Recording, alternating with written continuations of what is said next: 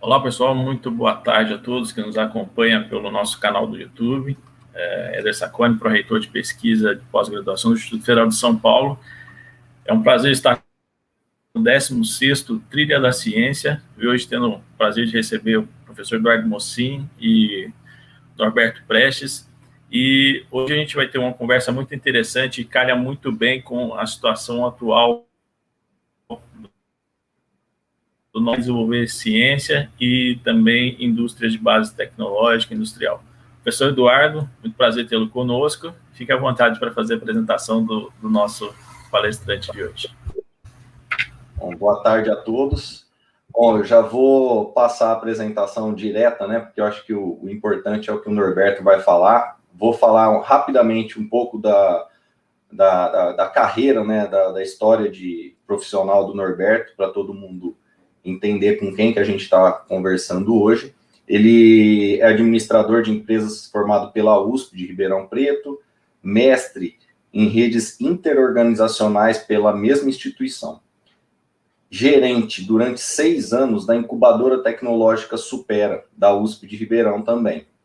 E devido a essa experiência, foi um dos convidados para a construção do modelo CERN da Amprotec. Tá? O último ano do 2º grau que ele trabalhou, ele fez no Japão. E isso deu uma abertura, né, para ele, que depois disso a carreira internacional dele teve um grande avanço. Né? Ele teve um estágio nos Estados Unidos, na Ultimate Wire Forms, em 2000. Desde 2004, ele visita e mantém contato com parques tecnológicos, incubadoras de empresas do Brasil e do exterior, como Suécia, Dinamarca, Irlanda, Inglaterra, Estados Unidos, Japão, Espanha, Portugal, Áustria, Polônia e Alemanha. Perdi até o fôlego aqui. Formação profissional em empreendedorismo inovador, negócios em biotecnologia e estratégia em marketing, tá?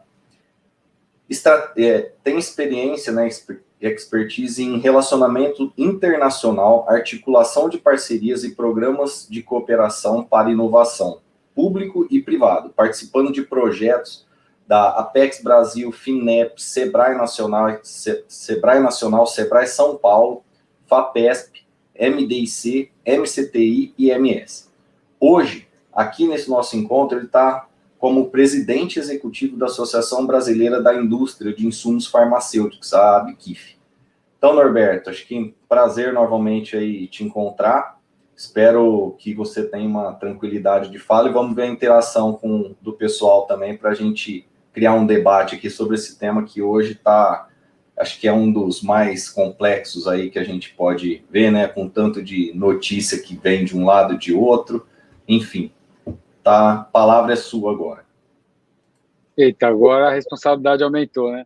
Obrigado, professor Eduardo, pelo convite. Obrigado, Éder, pela apresentação e a oportunidade também de poder conversar e compartilhar com vocês um pouco do que está acontecendo em relação a insumos farmacêuticos no Brasil.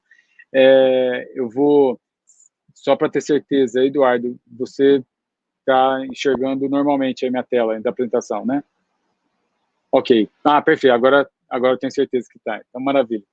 Então, vamos lá, gente. O objetivo hoje aqui, eu queria contextualizar, né? Então, agradecer a oportunidade. Eu acho que o público, eu entendo que a maioria são alunos aí de graduação, pós-graduação, provavelmente, dentro do Instituto.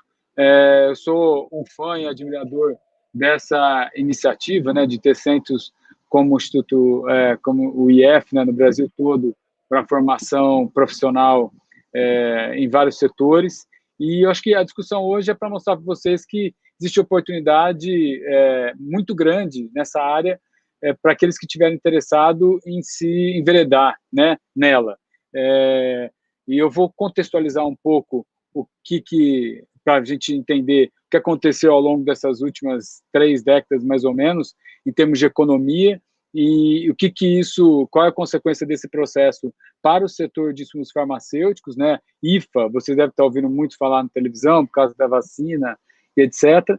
E depois eu entro mostrando, no final, vou mostrando quais são as oportunidades que o Brasil tem, as oportunidades que nós deveríamos investir aqui para tanto transformar esse setor como gerar movimentar a economia e agregar valor econômico aqui no que a gente produz no nosso país. Bom, eu queria trazer aqui esse gráfico, que eu acho que ele é bastante importante para ilustrar. Quem fez esse gráfico foi o professor Nelson Marconi, da FGV. Ele apresentou em um evento recente também sobre IFA. E daí, aqui mostra, se vocês olharem, é um gráfico desde o início da dados de importação e exportação, feito pelo governo, e mostra que de 64 até 2020, vocês observarem, nós tínhamos uma quantidade enorme de produtos não manufaturados, né, as famosas commodities, que era o que nós mais exportávamos, e hoje não. E naquele momento, depois passaram aí quase 2 décadas, a gente começou o processo de industrialização no Brasil, um aumento considerável na produção de bens materiais aqui, como carro, enfim, vários outros setores cresceram. Também cresceu o setor farmacêutico nessa época, o setor de insumos farmacêuticos está nesse processo, o auge dele também está na década de 90, 80, 90. Depois começou um declínio, né? Esse declínio, especialmente no nosso caso, foi por conta da abertura de mercado, né? Depois do governo Collor, houve a abertura de mercado, nós tivemos um baque na indústria em geral, porque entrou uma concorrência desleal no Brasil, importante para o processo de transformação da manufatura, aumento da tecnologia, etc., mas comprometedor no sentido de você espantar uma quantidade e quebrar uma quantidade grande de empresas que produziam manufaturados aqui no Brasil. E aí isso fez com que nós voltássemos a ter um aumento no volume, né? Porque o Brasil cresceu muito o agronegócio, nós tivemos uma explosão do agronegócio em termos de produtividade, etc.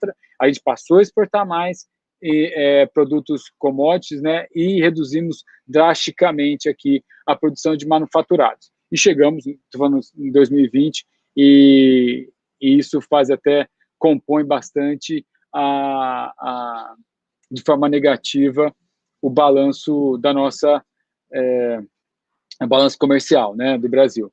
Aí, só mostrando vocês, até 2020 também, reparem que depois da abertura do Collor, especialmente na década de 90, o Brasil passou a ter um déficit na economia, né, e isso foi aumentando brutalmente em 2010 e vem se mantendo em patamares muito altos até 2020. Isso porque, novamente, se olharem os gráficos aqui, nós passamos a importar produtos manufaturados de alto valor agregado e exportamos produtos commodities, né, sem muito valor agregado. Isso compromete a balança comercial e entramos agora nos insumos, né?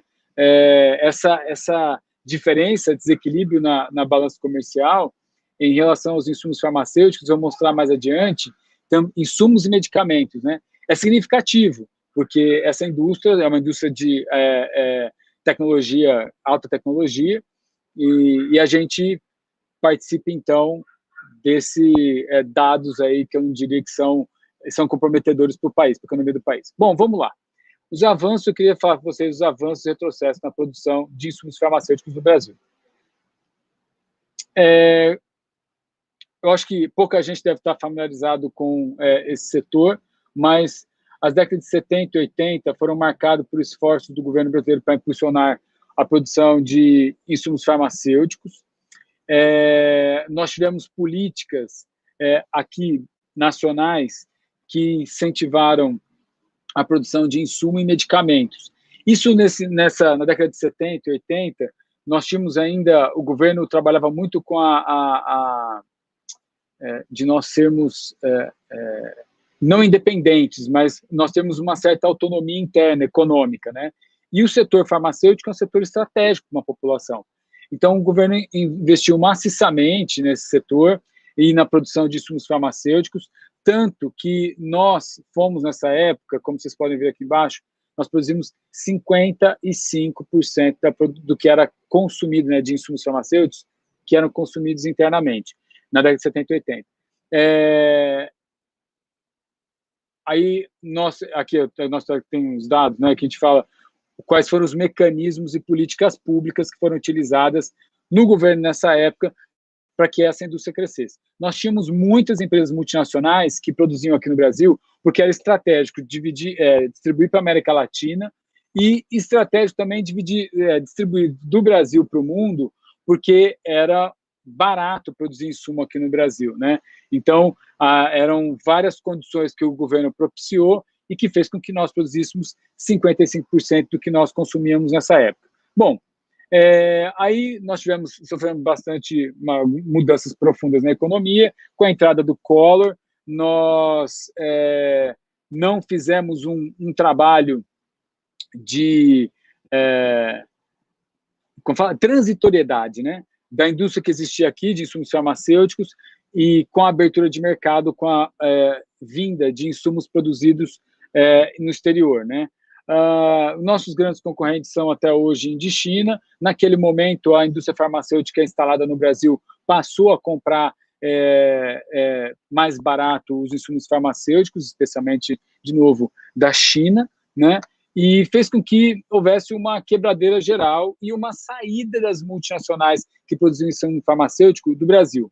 Aí, essa saída da indústria de insumo farmacêutico do Brasil, ela aconteceu majoritariamente porque a China, principalmente, e a Índia, mas especialmente a China, ela criou mecanismos internos lá dentro do país para que as empresas do mundo inteiro migrassem para lá. Tanto é que hoje vão se tornar logo, logo a maior potência do mundo. Mas, naquele momento, ela criou condições ambientais, tributárias, trabalhistas, ela estimulou, bancou a instalação dessas empresas no país, ela bancou a exportação oriundas desse país para o resto do mundo. Enfim, ela criou condições e o Brasil acabou se tornando um país não muito interessante para se produzir IFA, ou pouco interessante, né?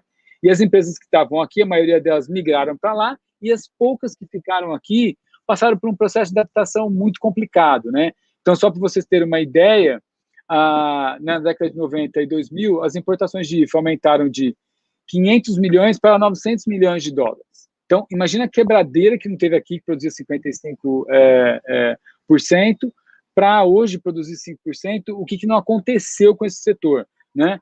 E aí, olha só, 407 linhas de fabricação de IFA foram paralisadas, 110 projetos de investimento na área também não foram implementados, 6 das 7 unidades produtivas locais de antibióticos foram fechadas, hoje nós não temos nenhuma, tem uma que produz mais ou menos. Estima-se que 85% das importações de IFA eram realizadas por empresas estrangeiras.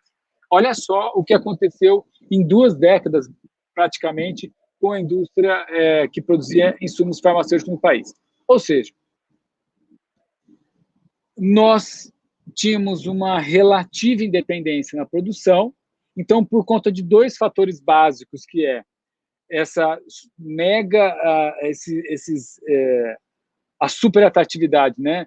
A construção de um ambiente favorável na China para a migração dessas empresas para lá foi e a outra foi a abertura da abertura comercial aqui no Brasil, na era Collor, que quebrou e fez com que todos os setores da economia se reestruturassem, né? O nosso não foi diferente. Bom, veio a Covid e essa crise que vocês estão acompanhando aí.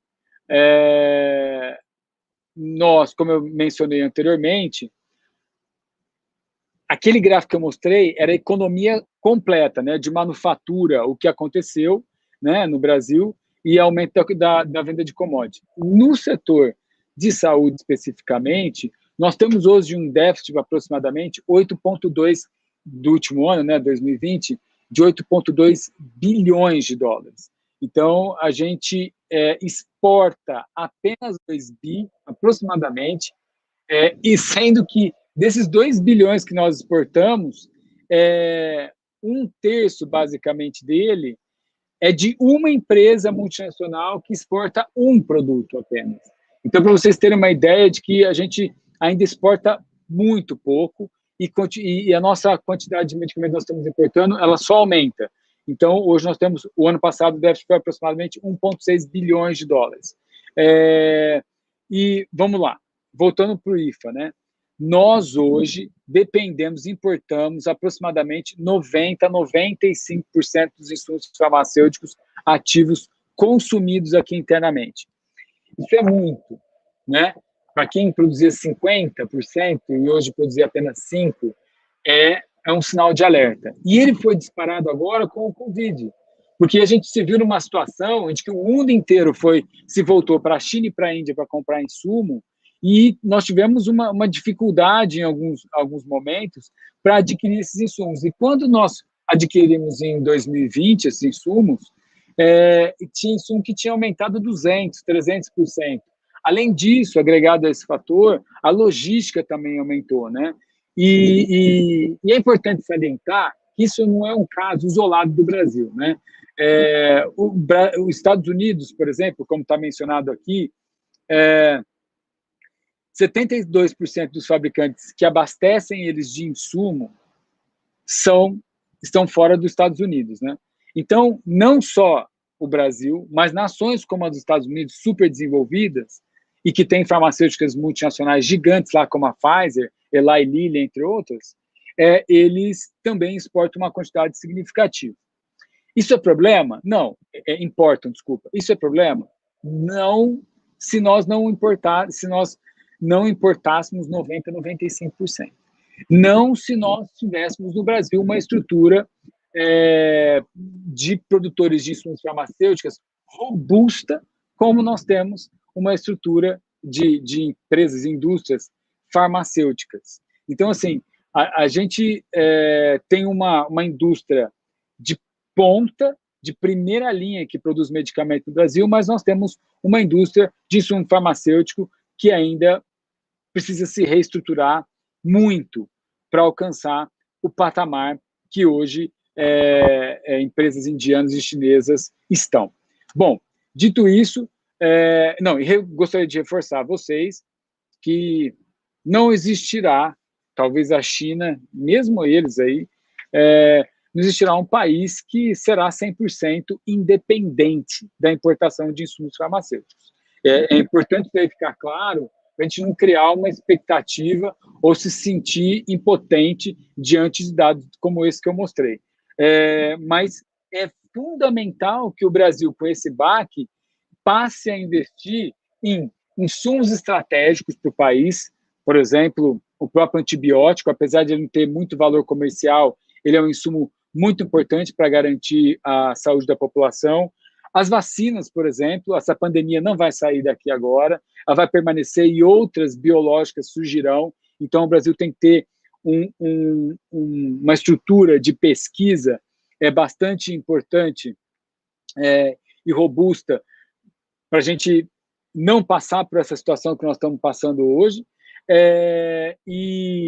Enfim, e a gente tem que ter conhecimento, e o conhecimento está na universidade, está em vocês que estão ouvindo aqui agora. A gente tem que ter pessoas capacitadas para estudar e se aprofundar mais em melhoria dos insumos que já existem, processos produtivos de insumos farmacêuticos, redução de custos de produção de insumos farmacêuticos, estudo para a criação ou para a descoberta de novas moléculas para doenças que sejam específicas do Brasil ou para doenças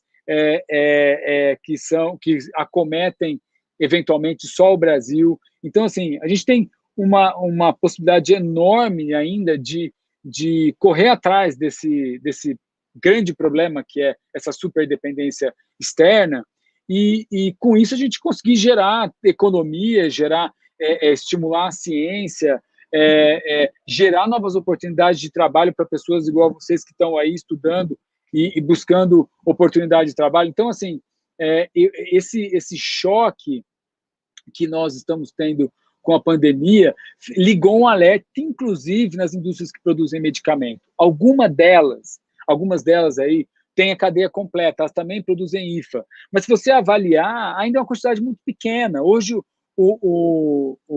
a indústria de insumo farmacêutico brasileira produz aproximadamente 250, mais ou menos, insumos, de um portfólio que é comumente utilizado aqui no Brasil, de 1.200.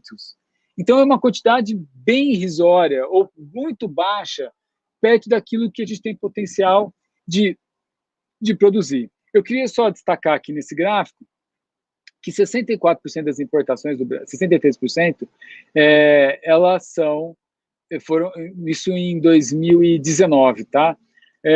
Vieram da China. Isso é um outro problema, né? Porque, assim, essa dependência o mundo ligou um alerta, não foi só o Brasil. Os países europeus estão pensando como é que eles vão se readequar a esse problema, né? A Austrália criou um programa nacional, a Índia, que também dependia da compra de alguns insumos da China, também estão se reestruturando e estão pensando em já montar um plano nacional para tentar reverter isso e sair dessa crise como fala? Com alguma saída inteligente, né?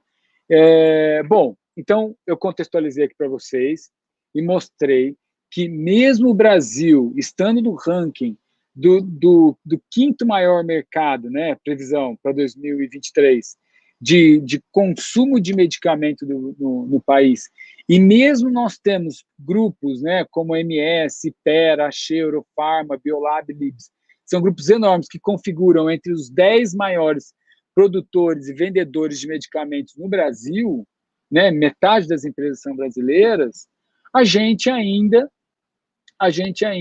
tem essa dependência de insumo. Aí vocês vão perguntar, mas, Norberto, insumo é a parte fundamental do medicamento, né? Sem esse insumo, ele não faz efeito. É como se fosse um fermento do bolo, se é que eu poderia dizer isso. Mas é aquilo que é o que provoca uma reação do organismo para se defender de alguma doença. É o insumo farmacêutico.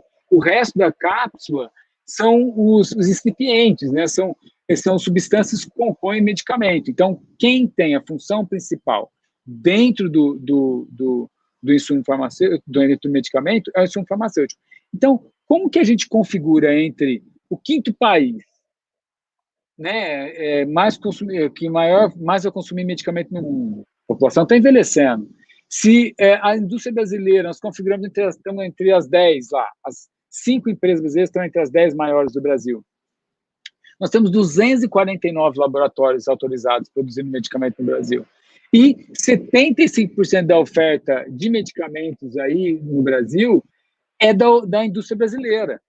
Então, como é que a gente tem uma potência assim, produzindo medicamento e consumindo se a gente não tem quase nada produzindo insumo farmacêutico? A gente precisa pensar nisso. Então, nesse momento, a gente está trabalhando com o governo, buscando alternativas para minimizar esse impacto aí, essa problemática. Então, e esses projetos, é bom deixar bem claro para vocês, a gente vai falar um pouco agora de oportunidade, que a gente pode fazer para reduzir essa dependência, né? É bom destacar o seguinte, o insumo farmacêutico, para a gente tirar ele da bancada, passar por todos os testes de chegar no medicamento e ser distribuído, por exemplo, minimamente ele leva 3 anos. 3 anos. Minimamente, né? Agora, se em geral, se for uma pesquisa para um produto inovador, inédito, para alguma doença, tratamento de alguma doença que não existe hoje, a gente gasta aproximadamente 10 anos. Nesse caso, o investimento da indústria geralmente é de 1,5 bilhões de dólares para tirar a molécula de uma bancada, passar por todos os testes pré-clínicos, clínicos e ir para o mercado. Então, são políticas e decisões que devem ser tomadas de longo prazo, mas eu acho fundamental. E estar aqui com vocês hoje, eu não sei exatamente qual o público está assistindo, mas eu acredito que o perfil são de alunos de pós-graduação, isso abre possibilidades e de vocês pensarem a partir de agora, quem está começando ou está no meio da faculdade, fazer uma pós-graduação, o que eu poderia me capacitar, ou onde que eu posso procurar especialidades e que eu possa me inserir nesse mercado de trabalho que vai surgir, obviamente, da indústria farmacêutica para esses próximos 10 anos. Bom, como eu disse, esse susto foi tomado agora pela indústria farmacêutica, todo mundo está repensando agora como é que vai fazer para reduzir essa dependência do exterior, né, na compra de insumos farmacêuticos, e aí a ABQIF, né, a associação aqui, nós estamos tanto apoiando e instruindo os nossos associados, como nós estamos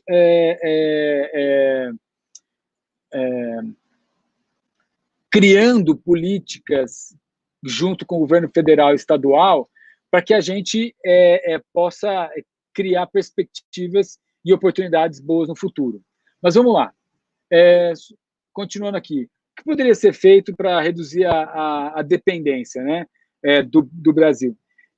Se a gente pensar friamente, desanima, porque é fácil você comprar do exterior, é barato, é conveniente, uma série de motivos para a indústria farmacêutica. Agora, a gente pensar que o que aconteceu agora, estrategicamente, e saúde pública, é fundamental a gente parar para refletir, né? E a gente está buscando maneiras, ou buscando soluções para o governo, e para vocês também, inclusive, mostrando assim, o que o Brasil hoje seria capaz de, em curto prazo, médio prazo, longo prazo, produzir para a gente começar a ganhar fôlego e essa indústria retomar. Pelo menos para patamares mínimos de, ao invés de 5% da produção nacional, a gente chegar a 15%, 20%. Né? Então, eu vou citar um para vocês. Eu estou vendo aqui, Eduardo e Éder,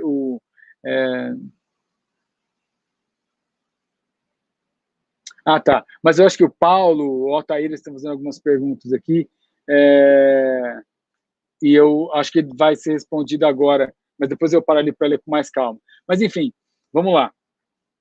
Sobre a heparina, eu vou dar um exemplo hoje prático que já acontece há 30 anos, mas ele nunca avança e que, se destravar, a gente consegue reverter o déficit da balança comercial. Então, ou minimamente, a gente ir para patamares que nunca, acho que o Brasil chegou quando se trata de exportação de insumo ou medicamento. Nós vamos falar agora da heparina. Né? A heparina, ela é uma substância, um anticoagulante, inclusive está sendo amplamente utilizado no tratamento do COVID, em pacientes que estão internados em estado grave. Então, a heparina, ela é extraída da mucosa intestinal, né? Então você coleta isso, passa por um processo no próprio frigorífico, leva para a empresa e nela é processada até chegar não coloquei o slide aqui, mas enfim, passa, então, é mucosa suína e bovina para produzir heparina, ela passa por alguns processos aí químicos, e o Brasil hoje é campeão do quê? Nós não somos os maiores, mas nós produzimos muito heparina sódica, que é o IFA da heparina medicamento, que é o anticoagulante. No Brasil, nós temos 3 empresas nacionais que estão habilitadas a produzirem o medicamento. E nós temos outras meia dúzia de empresas que produzem o insumo farmacêutico. E aí eu vou fazer aqui, não a provocação, mas eu só vou comunicar a vocês que hoje o Brasil importa quase 100% da heparina consumida aqui. Agora, na pandemia, a gente está gastando um absurdo para importar, porque aumentou muito o preço da heparina, e espantem-se, senhores e senhoras, que o maior fornecedor de heparina hoje para o Brasil é a China. E eu acabei de falar para vocês que a matéria-prima da heparina é mucosa intestinal de bovino e suíno. O Brasil é o segundo maior produtor de proteína do mundo. Aí significa que nós temos em abundância matéria-prima. Por que nós não produzimos aqui? A gente produz só o insumo farmacêutico, né? A gente produz a heparina, mas a gente utiliza, olha só, a heparina que é produzida no Brasil, na sua maioria, eu diria quase 100%, eu posso afirmar isso, ela utiliza o insumo farmacêutico que veio da China, e não o brasileiro. O insumo farmacêutico brasileiro, que tem uma qualidade muito superior, a matéria-prima rastreada, etc., ele vai para a Europa, para os Estados Unidos e para o Japão. Então, a gente já começa a entrar aí com grandes problemas, né? Nesse caso específico. Por que isso aí acontece? Por que o Brasil exporta IFA de heparina e a gente utiliza a heparina chinesa para a gente produzir o medicamento? Então, vamos lá. Tributo, a heparina que é importada, né, o IFA de heparina que é importado, ele é 0 tributo, e a heparina produzida no Brasil ele tem 35% aproximadamente de tributos. Aí, o cara que vai produzir o medicamento, ele vai comprar o insumo da China, que tem zero de imposto, ou ele vai comprar do Brasil, que tem 35% de imposto? A relação é econômica, né? Então, assim, é óbvio que ele vai comprar da China. E aí, a nossa matéria-prima, que é melhor, quem compra e valoriza é a Europa. Então, nós exportamos toda essa matéria-prima. E aí está. E o outro, segundo maior problema também dessa situação é que a gente tem um limbo regulatório. A gente está há 3 anos já discutindo com o Ministério da Agricultura e com a Anvisa para regularizar a situação dos produtores de insumos de IFA, né, de heparina, a gente chama de heparina sódica,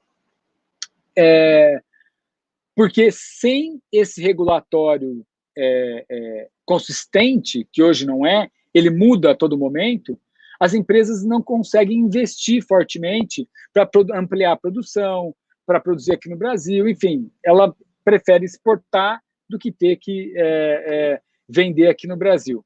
Então, assim, por conta de situações burocráticas e de imposto, a gente acaba exportando uma matéria-prima de altíssima qualidade, importando uma de qualidade inferior e deixando de se tornar, provavelmente, o maior produtor de heparina do mundo. Hoje, a China, ela produz 50% da heparina no mundo. A gente poderia bater a China tranquilamente. Então, essa amarração e tentar resolver esse imbróglio, nós estamos fazendo agora. Isso é curtíssimo prazo. Se resolvesse 2, 3 anos, a gente reverteria a balança comercial, a gente estaria produzindo heparina aqui, as empresas brasileiras estariam utilizando a nossa matéria-prima para produzir heparina, e não a matéria-prima chinesa, enfim, e poderíamos oferecer produto de qualidade. Então, são várias medidas que o governo precisa tomar para que esse setor, várias e poucas, eu diria, para que isso daí deslanchasse e nós tivéssemos condições de produzir e movimentar a economia de uma maneira bastante importante aqui. Bom, vamos lá para outro potencial. Estou tentando trazer um lado otimista aí para vocês, né? Nós temos, todo mundo sabe, a maior biodiversidade do mundo, 20% da biodiversidade do mundo concentra-se aqui no Brasil, e aí eu queria chamar a atenção de vocês para um dado importante. De 81, aí já tem esse dado atualizado para 2018, e aumentou mais ou menos 100 moléculas. Nós tivemos a descoberta de 1.480 moléculas, aproximadamente, nesse período, né? Dessas moléculas, aproximadamente 50% delas, a origem é da biodiversidade. Das moléculas que foram sintetizadas no mundo e criadas para tratar alguma doença, 50% delas que foram registradas e patenteadas no mundo são oriundas da biodiversidade. O Brasil tem a maior biodiversidade do planeta e nós não temos nada quase aqui para apresentar para o mundo em relação a isso. Ou seja, nós temos um caminho ainda quase que nem foi descoberto e nem explorado, né, por nós, né? E eu não sei se aqui a maioria conhece ou sabe disso, mas o Brasil tem o maior acelerador de partículas do mundo, né, o CNPEM. Ele fica em Campinas. Tem 6 no mundo. O maior e melhor fica em Campinas e foi financiado pelo governo federal. Então, para você desenvolver, investir, produzir medicamentos à base oriundos, né, com moléculas oriundas da biodiversidade, antes se investia muito, gastava muito tempo. Agora os aceleradores de partícula conseguem prever com muito mais precisão se aquelas moléculas elas terão capacidades ativas, biológicas, tal, para tratar uma determinada doença. Então, por cálculos matemáticos, você consegue antecipar se aquela molécula tem potencial. A partir do momento que você identifica o alvo dela, para que doença que ela serve, você passa a pesquisar com um nível de certeza de dar certo muito maior do que se você não tivesse feito nada. Então, assim, a gente já tem capacidade hoje da cadeia inteira a gente produzir e descobrir novos medicamentos aqui a partir da biodiversidade. Isso é investimento médio e longo prazo, não é curto prazo. Mas eu diria que nós já temos exemplos bastante concretos aqui e bastante interessantes. Eu não sei se vocês conhecem a pilocarpina, quem produz hoje ela é a Centroflora, aqui no Brasil.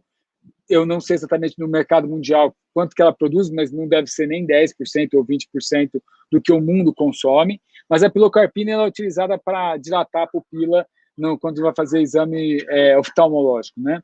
E a origem dela é o jaborandi, uma planta.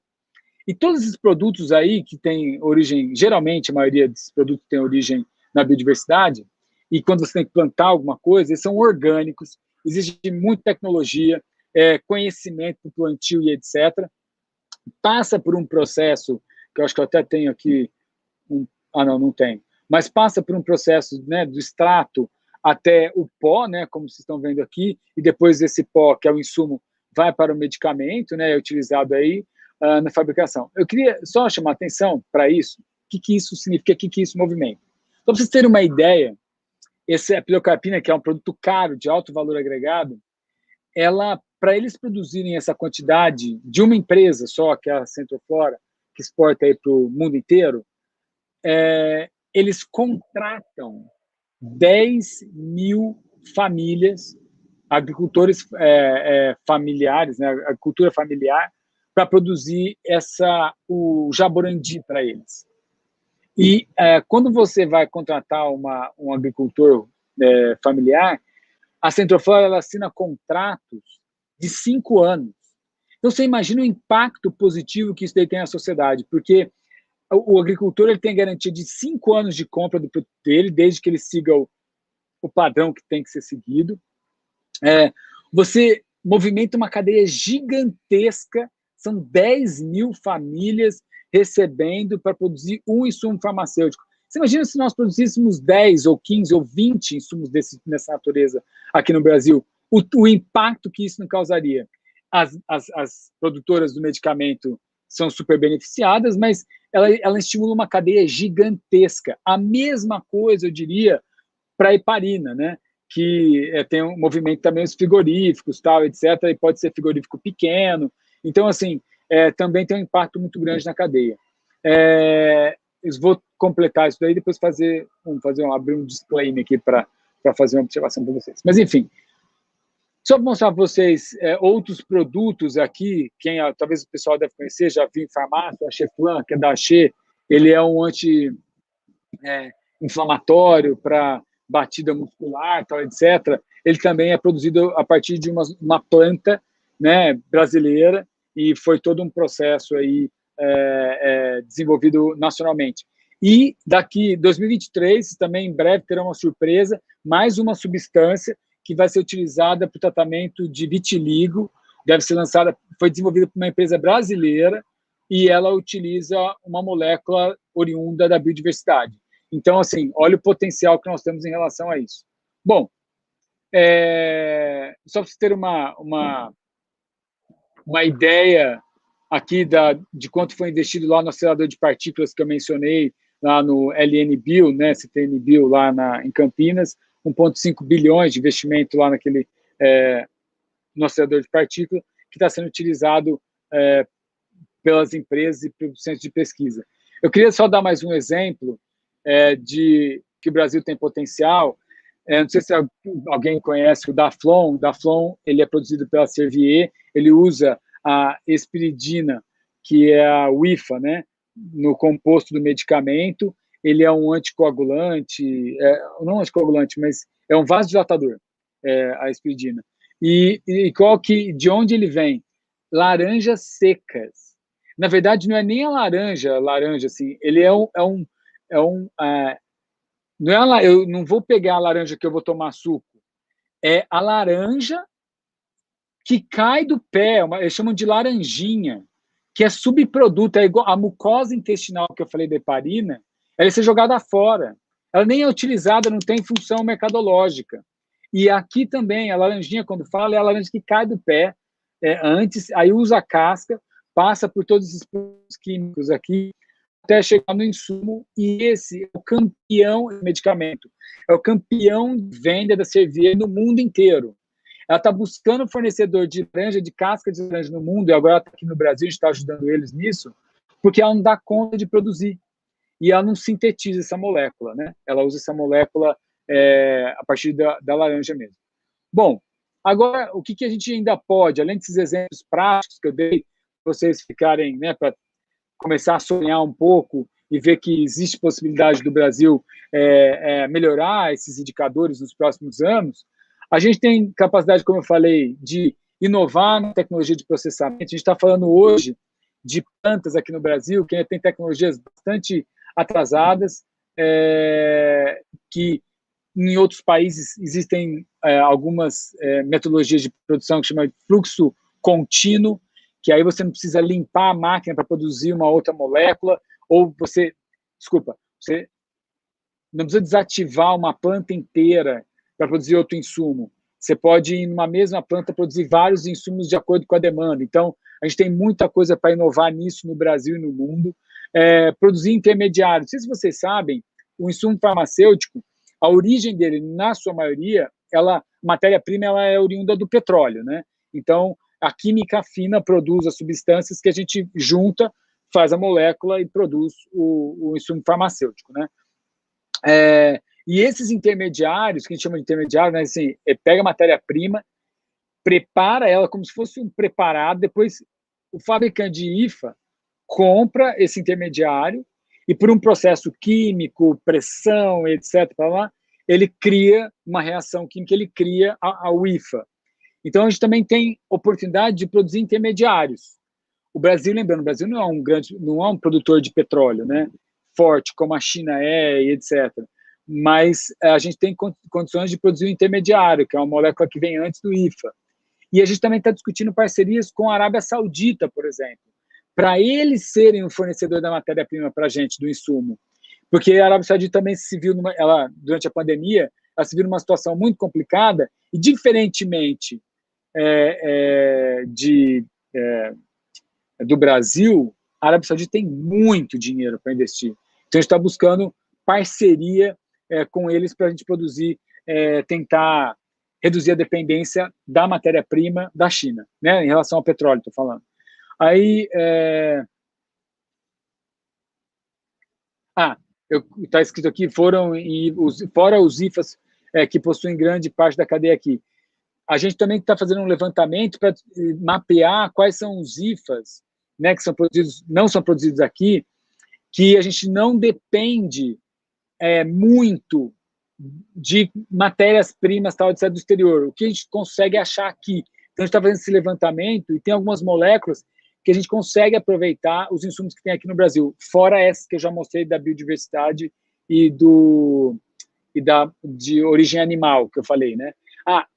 Eu sempre faço um disclaimer aqui, um parênteses. A heparina, a mucosa e tal, existem outras substâncias, condroitina, colágeno e etc., que são tudo de origem animal, viu? E o Brasil não é campeão em produzir isso. E a gente tem capacidade de fazer isso.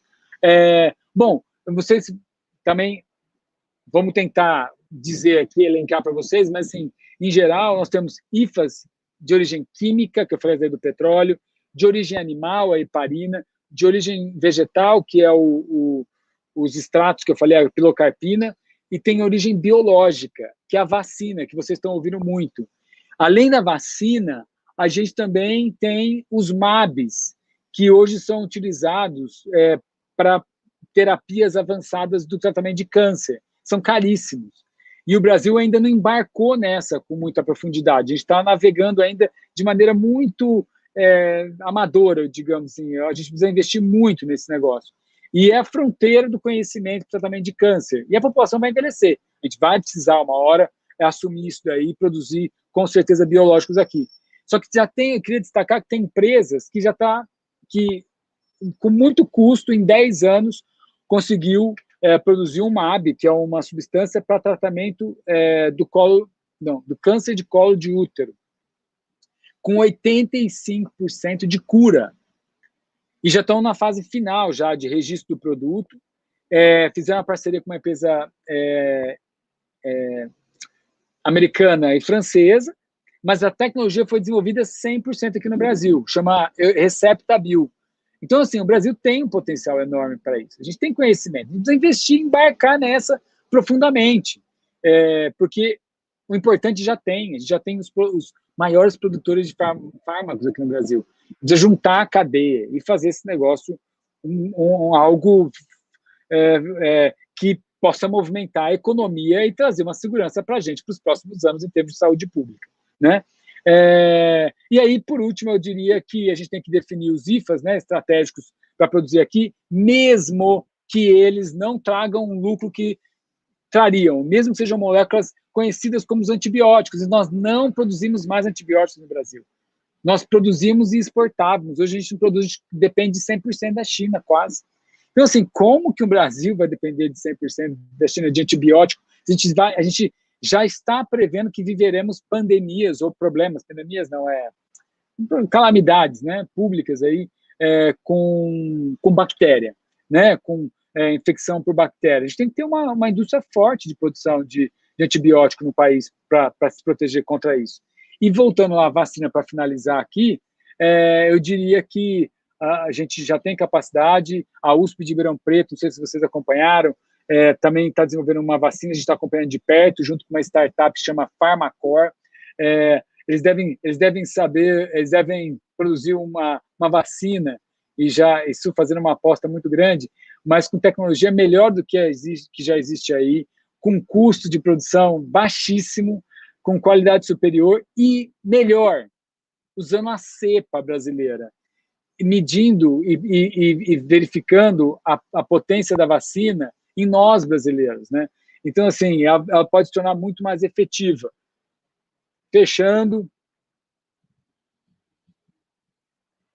é isso. Eu queria falar que hoje nós estamos com o LinkedIn só da associação, a gente tem um canal também no YouTube, tem algumas matérias que nós fizemos para a CNN, enfim, para Globo News, etc., para falar sobre esse assunto. Bom, e é isso. Eduardo, volta aí, por favor. Eu vou aqui lendo as perguntas. Eu acho que eu já falei demais já, só vou parar o compartilhamento.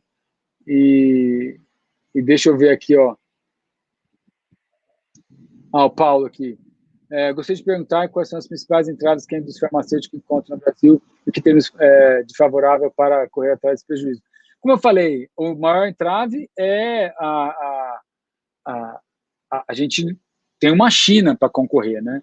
E a gente não pode ficar olhando para eles são grandes, a gente não vai chegar nunca lá. A gente tem que primeiro se identificar e buscar quais são os nossos principais atributos e as nossas capacidades aqui dentro. E, em cima dela, investir para a gente, como eu falei, eu acho que o Brasil ele vai ter sucesso nesse processo, a gente investir em tecnologia e conhecimento.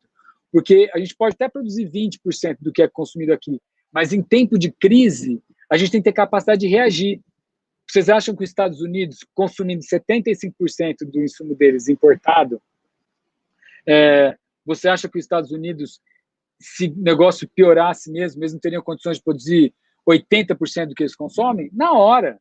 Eles param todas as universidades, todas as fábricas e produzem isso, na hora. Eles têm condições tecnológicas para isso, né? Capacidade tecnológica. Então, é isso que eu acho que o Brasil tem que investir.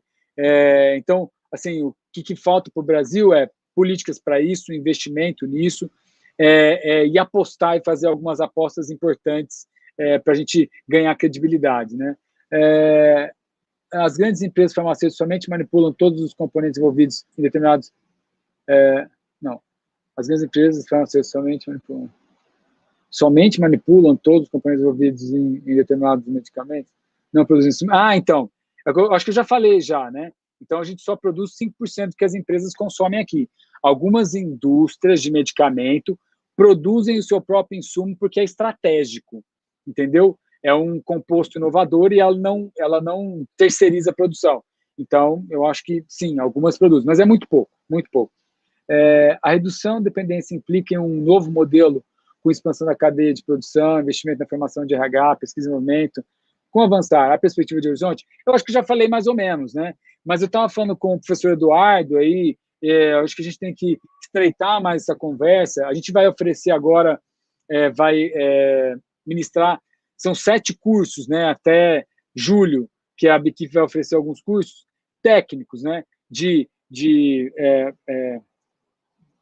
Como fala? Cristalização, polimorfismo, fluxo contínuo, patentes de IFA no mundo, registro de IFA, né, o regulatório na Anvisa e tudo mais. A gente vai começar agora tentar movimentar, né, o interesse não só da indústria, mas do geral aí que está acompanhando a gente e quem está estudando, para se aprofundar um pouco mais, né?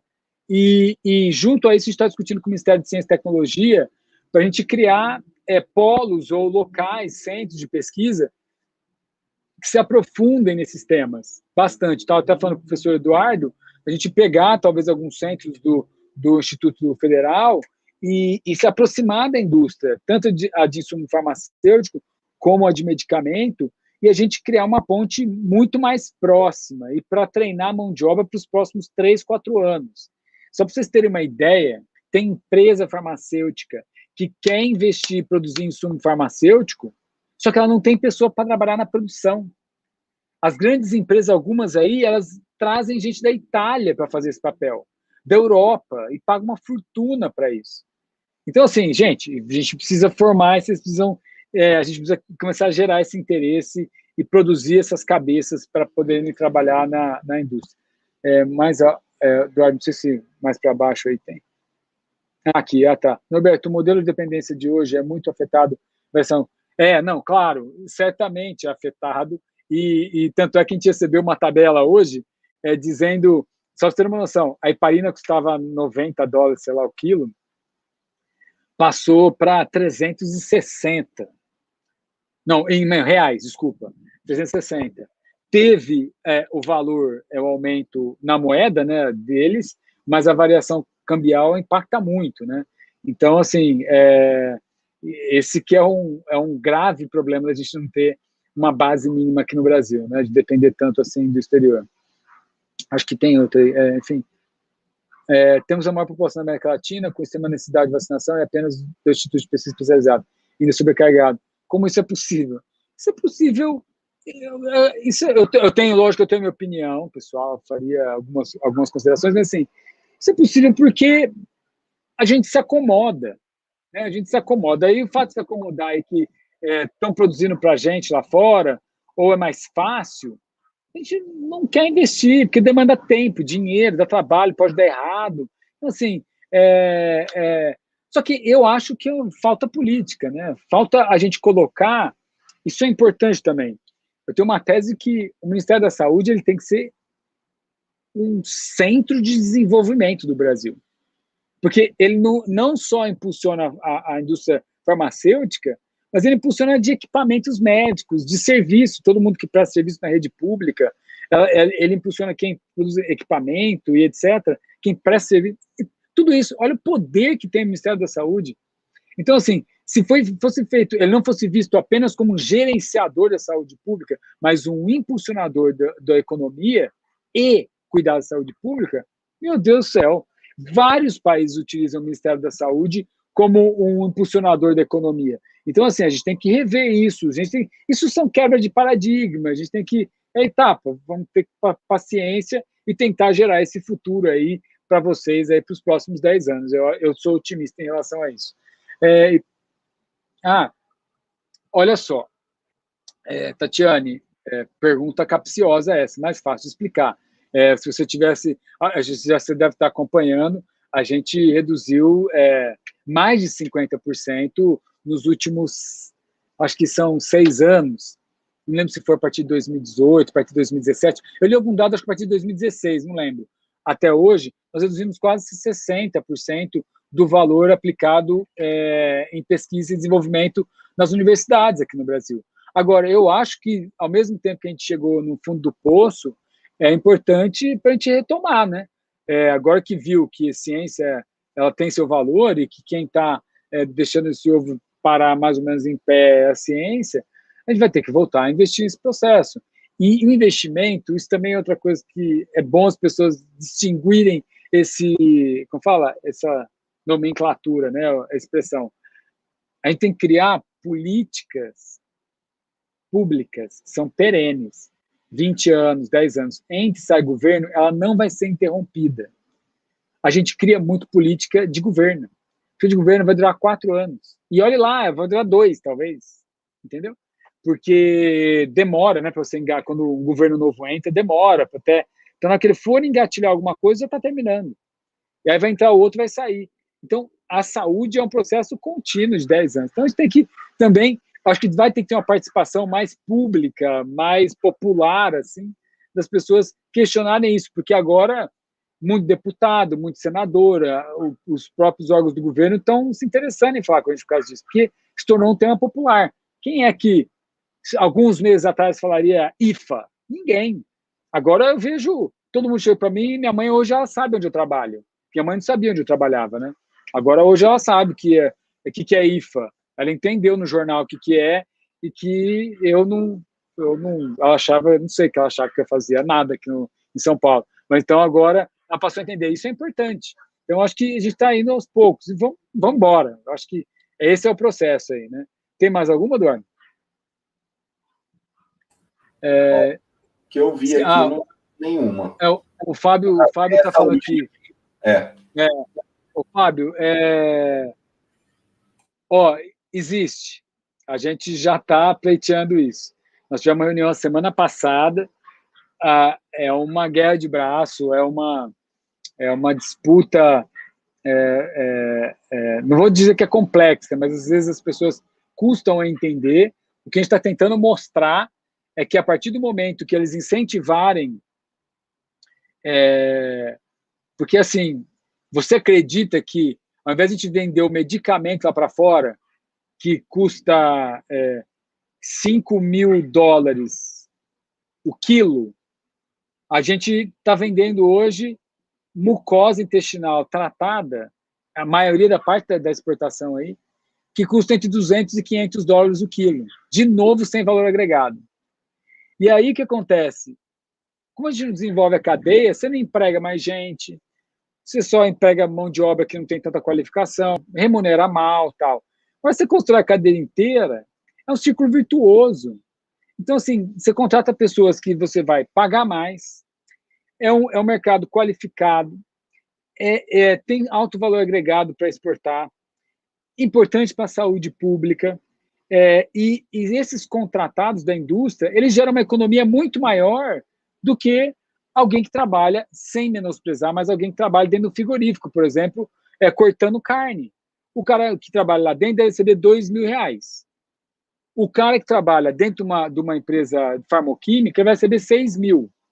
Quem tem poder de compra? Quem vai poder girar a economia local mais, tal, etc. Estou falando que uma coisa tem que ser detrimento da outra.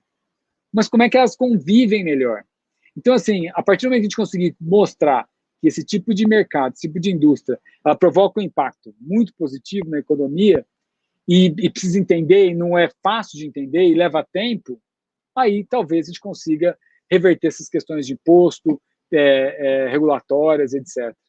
Bom, eu acho que é isso. Tinha quantas? 2 pessoas assistindo, Eduardo? Eu não cheguei a olhar, tá? Mas eu acho que... Nem falo. Deve ter 2. Minha mãe, que eu mandei o link. Coloquei uns robozinhos aqui, tá? Acho que mais...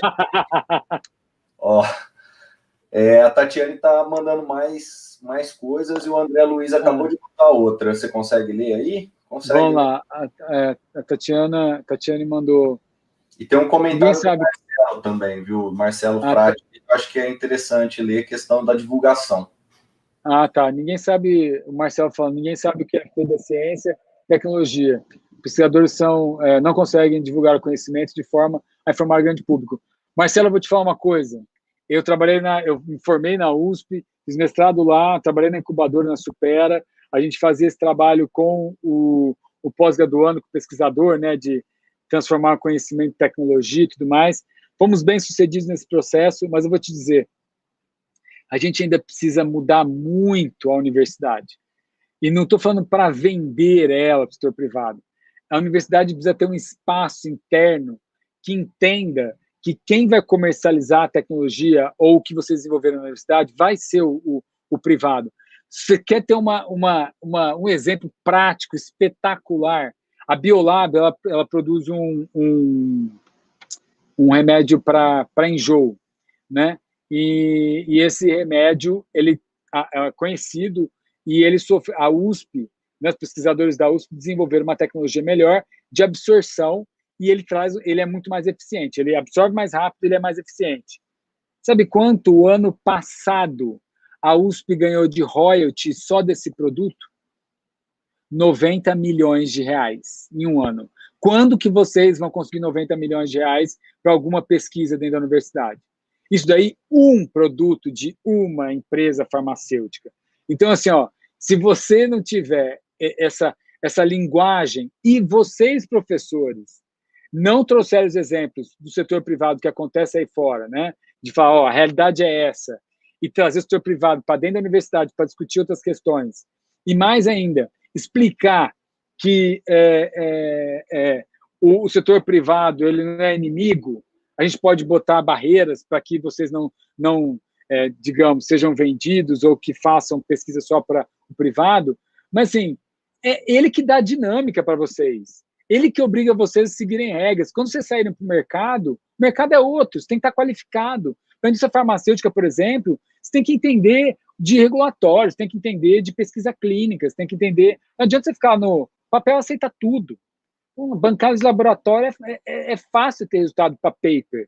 Então, a gente precisa mudar os indicadores também. A gente precisa conversar melhor, a universidade precisa se apresentar melhor. E precisa ensinar isso para os alunos e para os pós-graduandos. Entendeu? Tem modelos europeus e americanos fantásticos para isso, né? Então, a gente precisa criar, eu acho que esse negócio, eu acho que já veio um monte de coisa que Eduardo me pediu. A Marcela falou aqui, a Tatiana falou, mas não tem a ver com as vendas do financeiro internacional? Não, Tatiana, não tem nada a ver. Obviamente que a indústria multinacional ela tem uma força gigante. Ela fatura alguns trilhões, algumas, e bilhões e centenas de bilhões. A do Brasil fatura alguns bilhões, as maiores. Mas, assim, de reais, inclusive, né? Então, assim, não, eu não diria que é isso, não. Eu diria que, lógico que elas tentam barrar o nosso desenvolvimento, mas eu acho que isso daí também é a cultura da indústria farmacêutica. Ela também tem que falar, vou encarar uma inovação. Algumas estão encarando, não sei se vocês viram, a Blau Farmacêutica abriu IPO na Bolsa. Então, ela está querendo investir pesado, vai colocar 250 milhões de reais na produção de insumo farmacêutico. Então, assim, eu acho que não. Eu acho que é mudança de cultura, eu acho que são perspectivas internas aqui de garantia regulatória, tributária, investimento em pesquisa, que fazem com que esses caras saiam do jogo ou entrem nele e investam mais, entendeu? Eu acho que não tem. A Biquíni dá suporte somente para associados? Somente para associados, André. A gente tem... Não, depende. Assim, o que a gente quer fazer, a gente está montando um grupo agora, André, junto com outros especialistas, mas vai ser um portal que vai ser impulsionado pela indústria privada, mas o direcionamento inicialmente é para fitoterápicos e fitofármacos. A gente vai capacitar aqueles que estiverem interessados e capacitar, inclusive, centros de pesquisa para atender a demanda da indústria, né? Mas, inicialmente, não. A gente vai criar esses momentos de discussão, a gente vai criar cursos para vocês participarem, e se a gente conseguir alguma parceria com o Ministério da Ciência e Tecnologia, que a gente está buscando, a gente vai criar alguma coisa nacional de duração de 1 ano, e eu estou falando com o Eduardo de criar talvez algo específico para o Instituto Federal, para algum curso, daria para fazer, entende? Acho que a gente consegue se pensar, a gente consegue fazer algo desse tipo. Bom, o que você pensa sobre a integração entre sistema de produção primária, agricultura e pecuária e as empresas de alta tecnologia, grandes farmacêuticas? Existe um modelo eficiente a ser seguido? Olha, o modelo já existe, né? A gente que não segue o modelo. Então, assim, o setor agropecuário ou do agronegócio no Brasil, complicado, viu? Porque eles têm muito poder econômico, né? E, assim, conversar sobre tecnologias, altas tecnologias como a da farmacêutica, leva um tempo. Eles entendem, eles falam. Tem a cannabis aí, que está outro imbróglio complicadíssimo, e que se destravasse, estou falando de bilhões, 9 bilhões de investimento nesse setor, mas, assim, a gente tem uma pauta de costume, a gente tem uma pauta tradicionalíssima do agronegócio, que às vezes é difícil você quebrar alguns paradigmas ali, mas aos poucos nós vamos indo, viu? Porque eles percebem que eles podem ganhar com isso. Imagina, a mucosa ia ser descartada, ele ganha dinheiro. A laranja que caía no chão, ele vai ganhar dinheiro. Quem não quer um negócio desse? A gente está até tentando lançar, emplacar uma campanha, o Agro é Farma. Tomara que saia. Se sair, vocês estão sabendo em primeira mão. Ou não, né? Aí vão roubar essa... Tem mais alguma aqui, Eduardo? Você público e privados podem contribuir para melhorar esse cenário de dependência? Claro, claro. Eu acho assim, a gente está tentando investir em PDPs, né, nas parcerias público e privado. É uma complicação que precisa ser resolvida.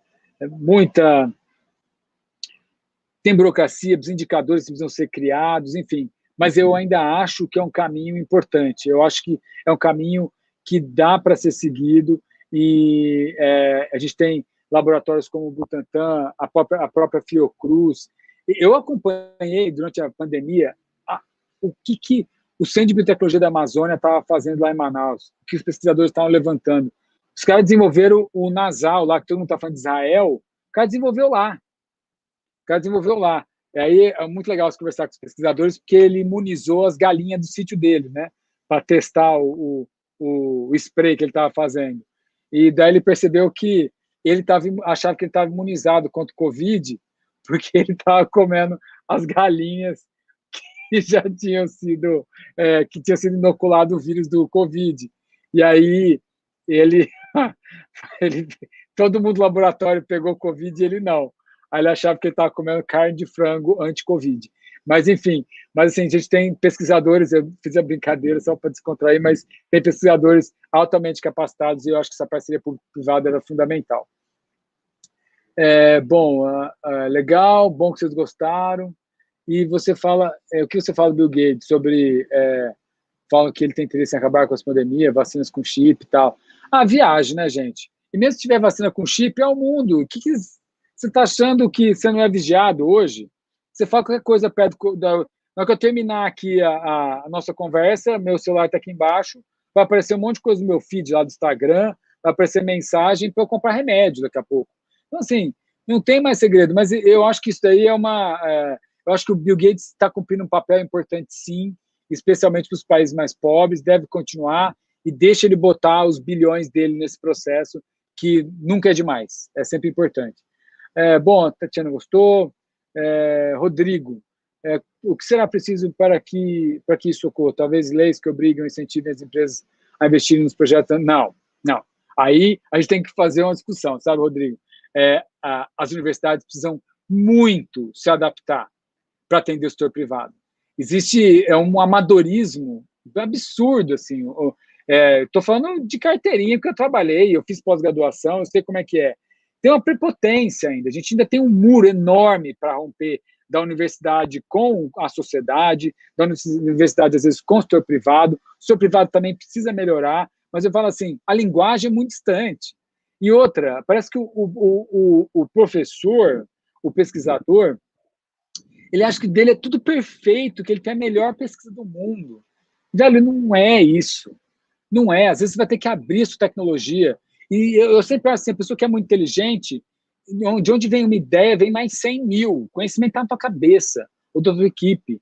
Então, assim, às vezes pode ter uma empresa que vai agir com má fé, mas tem tanto hoje mecanismo jurídico para você evitar isso, que não precisa mais ter esse medo. Mas só que eu diria que coisas básicas ainda não são cumpridas. Quando você vai fazer uma pesquisa em um laboratório, as pessoas não seguem regras de Heblas lá, né, de calibragem de equipamento, não catalogam a pesquisa do jeito que é feito internacionalmente. Quando apresentam a pesquisa para o setor privado, o cara apresenta a tese dele de doutorado. Aí quando a indústria pergunta, nossa, legal, mas como é que você aferiu esses dados? Eu medi aqui, ó. Aí está ali uma caixa de sapato, mais não sei o que, tal, etc. Os laboratórios têm que ser extremamente equipados. E é isso, Rodrigo, que nós vamos entrar. É isso que a gente quer entrar, tentar pegar os fitoterápicos, por exemplo, e ver como é que a gente faz para capacitar as universidades e criar esses laboratórios de primeira linha, que possam oferecer a pesquisa não só para o Brasil, mas para o mundo inteiro, entendeu? Então, assim, e aí tem que romper também essa história de que vamos privatizar a universidade. Não vai. A USP ganhar 90 milhões de dólares de royalty, olha o que ela pode reinvestir isso na universidade, e esse dinheiro vai para a reitoria. Então, assim, eu acho que a gente tem que trabalhar melhor esse negócio. Comentário sobre as empresas privadas investem nos projetos. Ok. A Tatiana falou, mas eles desenvolveram lá e temos importado como se fosse de fora. Eu não sei. A Tatiana está falando do MAB, acho que da Receptabil. Não. Ele Eu acho que é isso. Tem insumos que são desenvolvidos aqui na Amazônia. Não, obviamente está errado isso, e eu não sei te falar quantos são, mas é lógico que a biopirataria aconteceu, continua acontecendo, porque a gente não dá valor. A gente não dá valor para outra coisa. A gente está preocupado com a soja. Ok, aqui mais dá dinheiro? Aí, só que eu, Norberto, tentando ganhar um espaço lá, de ter uma voz de falar, se investir aqui, talvez você vai ganhar mais. E aí, vamos nessa. E, assim, a gente tem que criar esses mecanismos para evitar essas fugas. Fuga de cérebro, né? Muita gente genial que eu conheço, que está na Universidade da Califórnia, no MD Anderson, no Texas, né? Enfim, vários, eu nem consigo enumerar aqui, vários. Tem uma rede já, só nos Estados Unidos tem uma sociedade de pesquisadores brasileiros que foi criada para conectar eles aos Estados Unidos, de tanto que tem. Então, enfim, fuga de cérebro, né? Aí é isso. Pronto, acho que tem esse daí da Rafa também, Eduardo. Eu não estou conseguindo ler aqui. Só essa... pronto.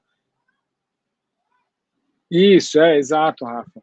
A gente precisa motivar isso, mas tem que sair do papel. Tem umas questões bem burocráticas, técnicas que vão ser seguidas e aprendidas, que eu acho que é fundamental para que esse negócio deslanche. Eu acho que é isso. Tatiana fala que é falta de investimento na... Também, Tatiana. Mas assim, a gente precisa ganhar essa credibilidade. Agora é um momento importante. A gente precisa se reconectar com a sociedade. A gente ainda... Olha só que interessante. Nos Estados Unidos, se vocês prestarem atenção, o cinema valoriza quem? Muitas vezes. Mesmo que seja uma comédia, fala muito, mas esse personagem sempre existe. No personagem quadrinho e tal. Quem que é? O nerd. O nerd é uma figura super popular americana. E ela é valorizadíssima. Porque é um nerd que vai criar uma tecnologia, é um nerd que vai desenvolver alguma coisa no MIT e etc., que vai ser útil para a sociedade. Então, assim, aqui no Brasil, às vezes o cara te chama, você fala que é pesquisador, e esse cara é maluco, gente. Esse cara é maluco. Olha, piradinho na cabeça ele, piradinho, olha o papo dele, pirado. Então, assim, a gente tem um atraso, né, educacional enorme aqui, básico. Então, para vocês fazerem, como fala? Se fazerem serviços, não sei como é que fala isso, mas ganhar visibilidade não é uma missão fácil. Mas estamos aí. Eu também já dei aula, eu sei quanto que é. Eu acho que a gente tem que ser persistente nesse processo. Bom, falei demais, gente. Eu queria agradecer, Eduardo, ao Instituto Federal, e eu espero que tenha sido útil aí a palestra para vocês. Muito obrigado. Eu que agradeço, Norberto. Acho que pelo tanto de perguntas, o debate que foi gerado, acho que realmente houve um grande interesse. O Instituto, você perguntou quantas pessoas que tem ao vivo, né? Mas muitas vezes a trilha, né, da ciência, que é uma iniciativa lá da reitoria, ela, como fica gravada, muita gente assiste depois. Então, assim, eu acho que vai ter um grande público, que é o objetivo, né, de passar essa informação. De novo, eu te parabenizo, né? Foi numa palestra que eu vi sua, que eu realmente gostei muito e achei que era muito importante mais gente saber. E coloco o Instituto à disposição. A gente tem o Inova, tem a Pró-Reitoria de Pesquisa aí com o Éder, que está acompanhando aqui no background a transmissão, para a gente começar a trabalhar nesse tipo de parceria. A Inova, para resumir bem, né, o objetivo é esse, fazer esse tipo de destrancamento, de destravamento para a coisa andar, para a tecnologia que tem aqui dentro do Instituto sair e ir para o mundo, né? A gente tem aqui o próprio hotel de projetos, que agora está virando núcleo incubador, que é a nossa... tentar pegar o que é criado aqui e transformar em algo, né, em algo para a sociedade. Gatinhando ainda, né? Não é simples, igual você falou, é uma cultura, mas devagarinho a gente vai chegando lá. Tem que ter essa energia que você demonstrou ter aí, acho que todo mundo tem que ter e não pode desistir, não. É por aí mesmo. Beleza, aí só falando, semana que vem a gente vai ter, vai sair uma matéria na Isto É, uma entrevista comigo lá, falando, e aí eu falo da importância, nos próximos 10 anos, de ter pelo menos $1 bilhão de investimento nesse setor, e e sair de um patamar de 5% para pelo menos 20% de produção de insumo aqui. Então, eu acho que esse é o caminho. Eu vou contar com vocês, sim. A gente ainda vai criar algum projeto junto aí com o Instituto e estreitar essa ponte aí entre o setor. Tá bom? Mais uma vez, muito obrigado aí. Parabéns pela iniciativa. Obrigado aos que tiveram paciência de ouvir até agora. Valeu, gente. Obrigado a todos. Obrigado a todos. Tchau, tchau.